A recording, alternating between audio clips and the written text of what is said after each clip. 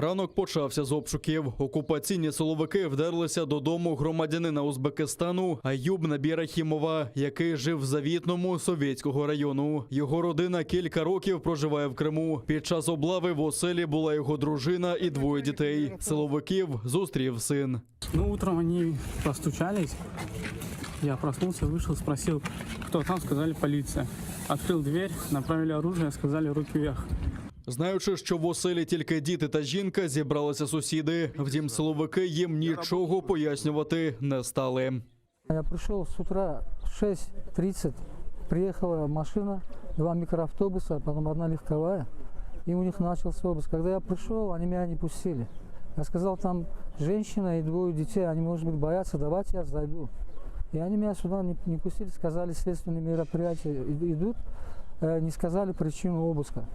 Обшук тривав більше 3 годин. В якості понятого взяли козака. В результаті вилучили 2 мобільних телефони та комп'ютер. Дружину Рахімова Сахібу Бурханову з 15-річним сином забрали до Ічкінського відділку окупаційної міграційної служби. Малолітню дочку залишили вдома. Я не знаю, что происходит, но вот так приходили, ну все, ничего плохого не сказали, не делали. Нет. А куда вас увозят? Забирают, куда забирают? Советскому забирают. Куда?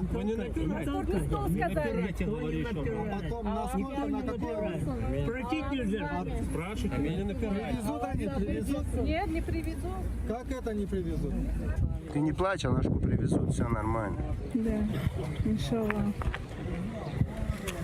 На обшук прибув і керівник окупаційної міграційної служби Совєтського району Іван Чернік. За його словами, затримані не стали на облік. Они не стали на учет, я ее не собираюсь никуда это самое. Она нарушила законы Российской Федерации, поэтому надо было просто прийти, поставить на учет, и все вопросы бы исключились. И что из-за этого такая толпа должна приезжать, что она на учете не стоит? Відомо, що на жінку склали адмінпротокол, і його має розглянути окупаційний суд. Втім, Бурханову на засідання не привезли. Де вона, близькі не знають. Зранку обшук відбувся і в передмісті Сімферополя в Дубках. За повідомленням Кримської солідарності, Набі Рахімов міг бути в цьому будинку. За словами сусідів, зранку були чутні постріли. На кадрах, знятих після слідчих дій в оселі, сліди крові. За словами силовиків, Рахімова застрелили нібито за спротив. Когда мы зашли в дом, увидели в доме кровавые следы, лужи крови. Все вещи были скомканы, собраны в одном месте. По словам полицейских, сотрудника правоохранительных органов, этот человек оказал сопротивление и отстреливался. И его, судя по всему, убили. Ну, по крайней мере, где-то в 2 часа сюда к дому приїжджав автомобіль ритуальної служби. Після початку обшуку під'їхав і власник будинку Сейдамет Гафаров. По опівдні силовики заштовхали його до автівки і відвезли до Ак-мечеті, де він зараз мешкає. Тише, он в одном месте поедет. Ты поедешь один, понял? Потому. Ему плохо стало. Дайте ему что-нибудь, валерьянку или что-нибудь. Лекарство ему дать надо, ему плохо. Ему плохо, лекарство дай. Возбуждено уголовное дело. Ну, краешком уха я услышал по 317, это окружение вооруженного сопротивления сотрудникам, ну, по 317 Уголовного кодекса Российской Федерации.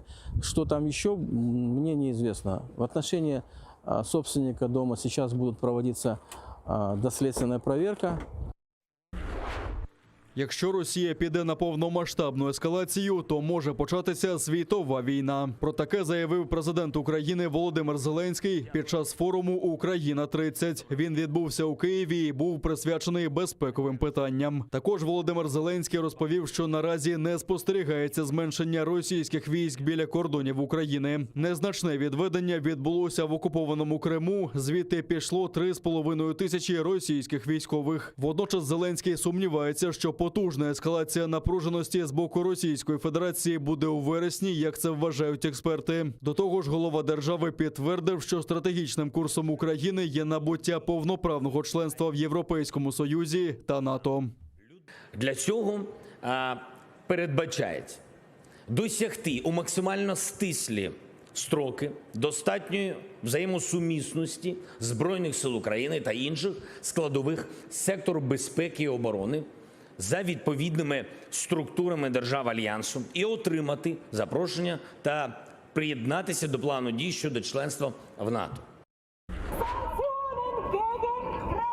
Зупиніть Путіна, зупиніть війну. З таким закликом вийшли українці, білоруси та німці на головну площу Мюнхена Марієнплац. В день перемоги над нацизмом вони вирішили привернути увагу до злочинів, які коїть Росія на чолі з Владіміром Путіним. В руках тримали національні прапори та плакати зі словами «Зупиніть російський терор» та «Росія, забери свої війська з України». Учасники акції також закликали владу Німеччини до нових санкцій проти агресора. Meine Familie ist direkt von diesem Krieg, von der Aggression, der russischen Aggression betroffen. Моя родина постраждала від війни та російської агресії. Мій дядько живе на окупованій частині Донеччини. Також я маю родичів в Криму.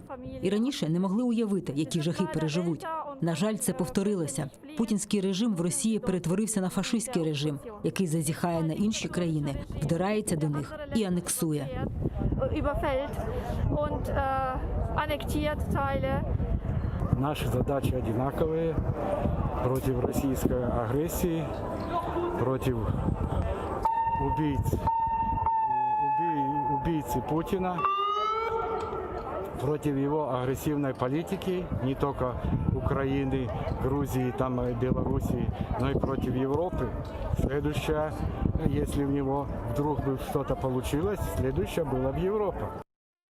Схожа акція відбулася в Ризі. Українці та латиші оточили російське посольство в Латвії з українськими та кримсько-татарськими прапорами, а також плакатами «Росія, забирайся з Криму» та «Путін вбивця».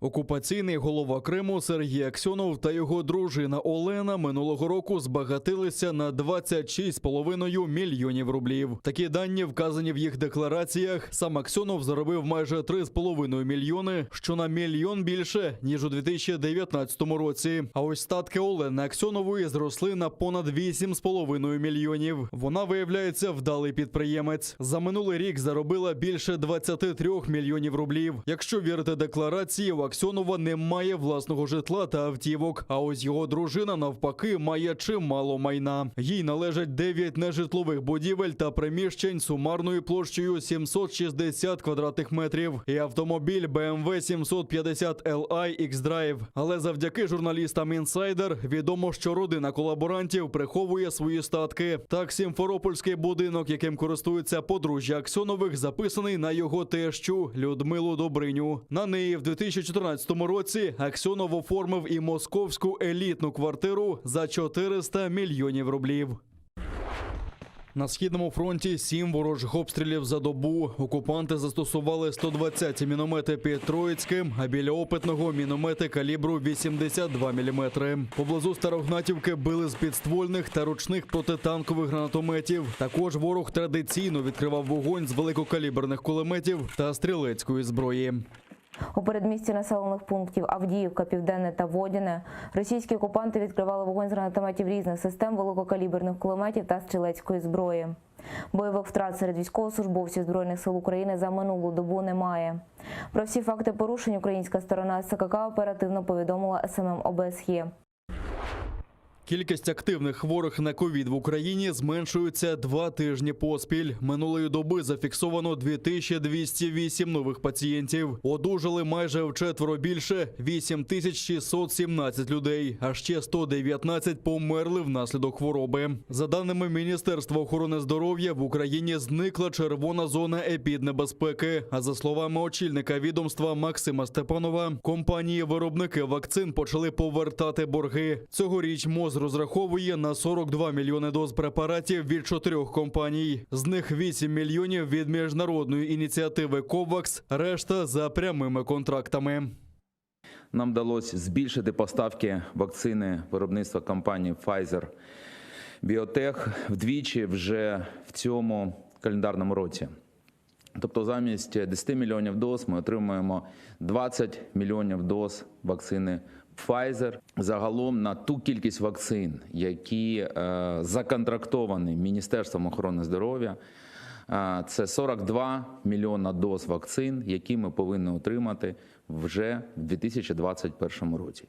А окупаційна влада Криму нарахувала 126 нових випадків COVID-19 і ще 6 померлих внаслідок хвороби на півострові. В окупаційному міністерстві охорони здоров'я називають ситуацію стабільно важкою і вже розпорядились обмежити надання планової допомоги в лікарнях. Натомість дали команду збільшувати кількість ковідних ліжок.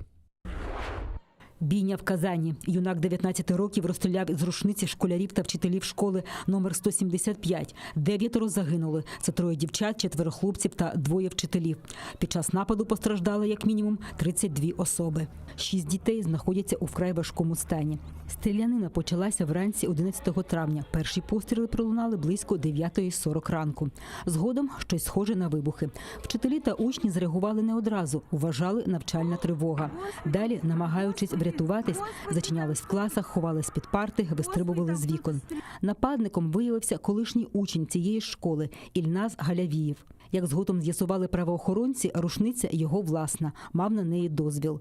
Ось він за кілька кроків до входу на територію школи, за кілька хвилин до трагедії. До школи зайшов вільно, рушницю не ховав, охорони в школі не було, лише тривожна кнопка. За попередньою версією слідства, до трагедії хлопця підштовхнуло бажання помсти.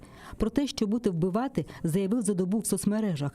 В навчальному закладі, де числився до квітня поточного року, його назвали спокійним, охайним студентом, що поважав одногрупників та викладачів. Правоохоронці відкрили кримінальну справу, а в Держдумі вже заявили про перегляд законодавства про зброю.